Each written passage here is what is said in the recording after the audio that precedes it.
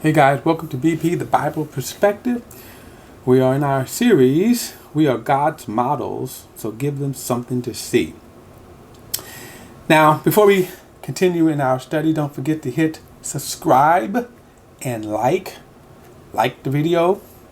Hit subscribe to the YouTube channel, hit the notification bell to be notified of upcoming studies that we will have. Okay, so we're talking about American culture, Christianity, and God, and how does this all mix, or does it all even mix? And I'm talking about this in light of all of the political things that have been going on in this nation, not just since the current administration or even the previous administration, but all of it, because we've never gotten over the original sin. And my point in talking about all of these issues is not so much as the racial issues, slavery, Jim Crow, whether or not if you think that America have left God, and some Christians have said that, over the abortion issues, the gay and lesbian issues. I'm not talking about those. I'm talking about where Christians play a part in this. In other words, the problem is all of these scriptures that we're studying were written during a time when the Roman Empire, who was very immoral, ruled the world.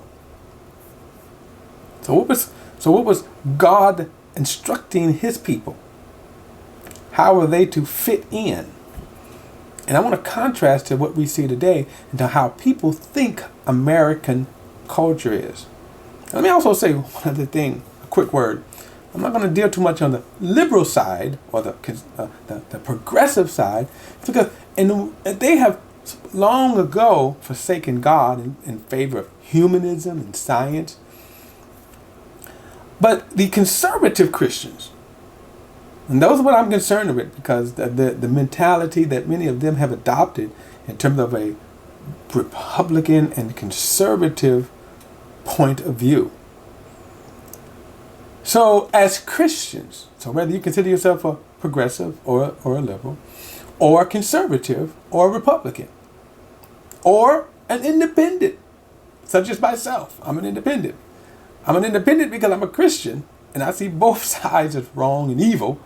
But regardless of all of that, what is God instructing us as Christians to do? Now, in 2 Peter, I'm back in 2 Peter again, and so in the last video I said, who we are, and this is extremely important as we move on.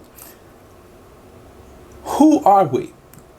So he says we're a chosen generation. Peter says in 1 Peter chapter 2.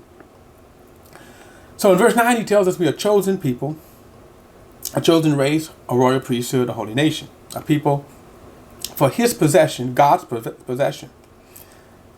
I went to Romans 8, and remembering I said that we are children of God, heirs of God, joint heirs with Jesus Christ. We get to call him Abba, Father, Papa, Daddy. That's who we are. We are his possessions. We are his children. But the interesting statement in this, what he said in verse 9 again, so that you may proclaim his praises. We're God's models. See, we're God's models so that we may proclaim his praises. When you think about a model, these what they call fashion shows, right? And the models, they always have a certain type of model because they want to model a certain type of garment, right? In other words, they're a model, and so the models are doing what? Giving the audience something to see. We're God's models. Now, so in verse 11 again, he says, "Dear friends, I urge you as aliens and temporary residents to abstain from fleshly desires that war against you. Conduct yourselves honorably among Gentiles, so that in the case where they speak evil against you as those who do evil, they may by, now notice this word and underline it, highlight it. They may by observing your good works glorify God in the day of visitation. So the question is, what is he saying now? Abstain from fleshly desires, they war against our souls. We're not to live as other Gentiles in the passions of our flesh, living out in our passions, our fleshly desires, whether it's sexual immorality, greed, pursuits, right? I can also say this, the pursuit of life, liberty, and happiness, because oftentimes those are selfish pursuits, selfish ambition. I'm going to make a statement right here.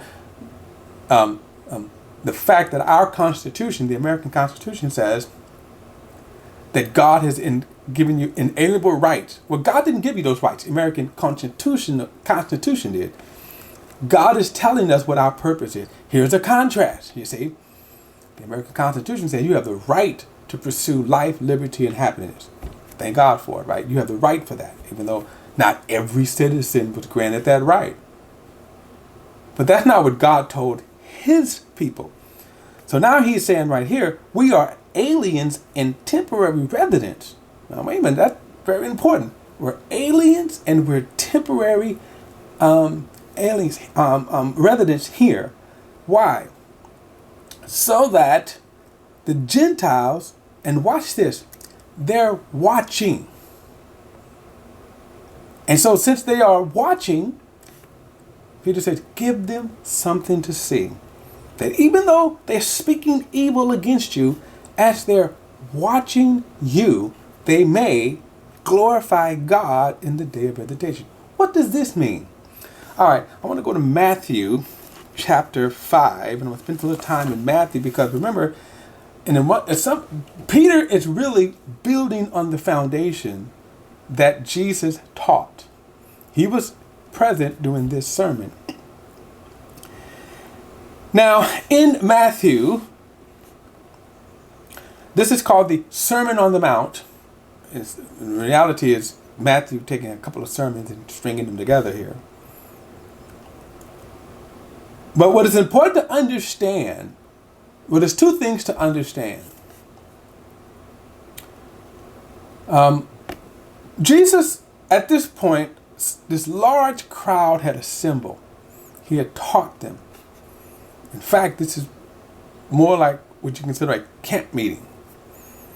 They just kind of camped out there and Jesus taught them. There's two things you need to understand. That this sermon is Jesus' criteria for being his disciples. This is his criteria for being his disciple. It is also a contrast, in contrast to the religious corruption of the Pharisee. Now, let me prove that in verse 20.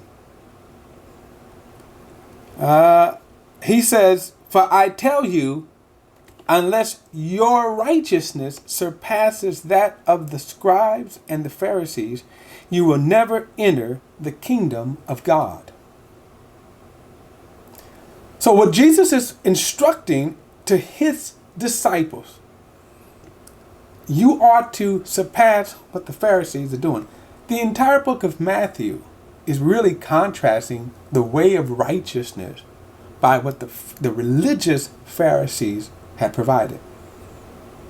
And unfortunately, the difference in religion and the true way of righteousness is religion is man's precepts, man's commentary, man's theology, man's traditions. And they say, this is what you do to follow God. This is what the Pharisees did. The Pharisees started off with the law of Moses, but then they began to make interpretations of the law. And then before you knew it, they were following more the interpretations of the law and in their traditions. They were following those more than they were following the actual law. And so it is today with Christianity. You have Christianities who are following religion.